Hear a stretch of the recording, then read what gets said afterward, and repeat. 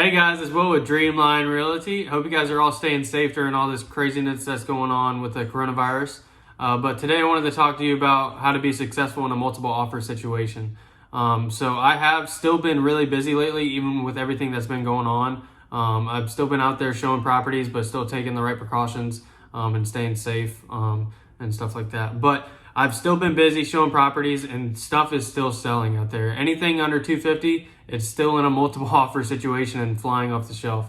And I've come into many situations like that with some of my clients, and they definitely know how hard it is to be successful in a multiple offer situation. So kind of wanted to explain how to best go about that and to try and the best way to win in a multiple offer situation. So there's multiple aspects in an offer which can really help you win out against your competitors.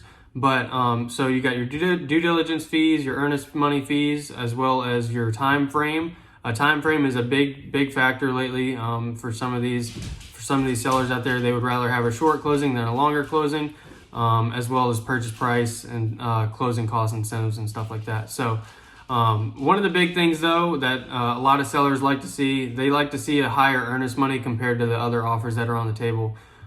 So when they see that higher due diligence fee and earnest money fee, they know that you're a serious buyer out there.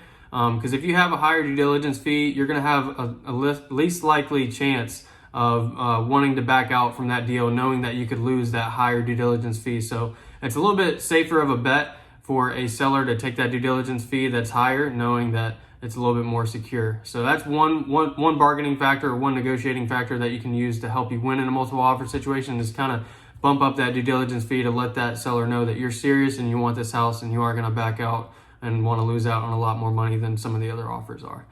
Another thing is also purchase price. So you want to obviously try and hit the sweet spot with the purchase price and save yourself some money.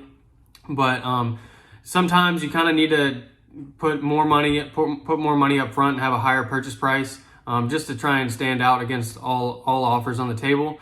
But one thing you don't want to do is you want to make sure you talk that over with me, and we look over all the properties that have recently sold in the area. You definitely don't want to go over the appraisal value of what that will most likely appraise for.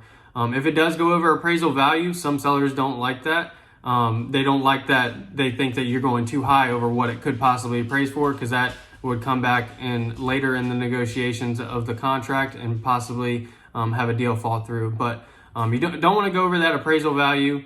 And another thing, you also want to try and figure out what that seller is probably trying to just keep in mind that if you are making an offer at like 220, it's definitely going to show that on the purchase price. But if you're asking for $5,000 in closing costs or something like that, the real offer that you're actually making is 215. So keep that in mind. So that 215 definitely looks a lot different than the 220 purchase price, and it's going to definitely let some other offers come on the table and stand out a lot more than that potential offer. So just kind of keep an eye out for that. But I'll always be here for you and be talking it out with you to try and let you know what that seller is probably looking for and what would stand out to them.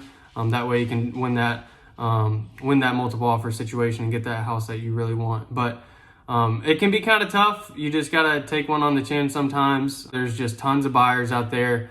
And it's hard to compete sometimes against cash offers, but the right one will come along, and it'll be a great feeling once you get that one under contract. So just some things to keep in mind. And if you have any questions, I'll be happy to help you work through that, and we'll make it happen and we'll get you under contract. But that's what I wanted to talk to you guys about today. If you have any questions, let me know. But hope you guys all stay safe with everything going on again, and look forward to making another video next week. Thanks. Bye. So let's say you got a $220,000 house, and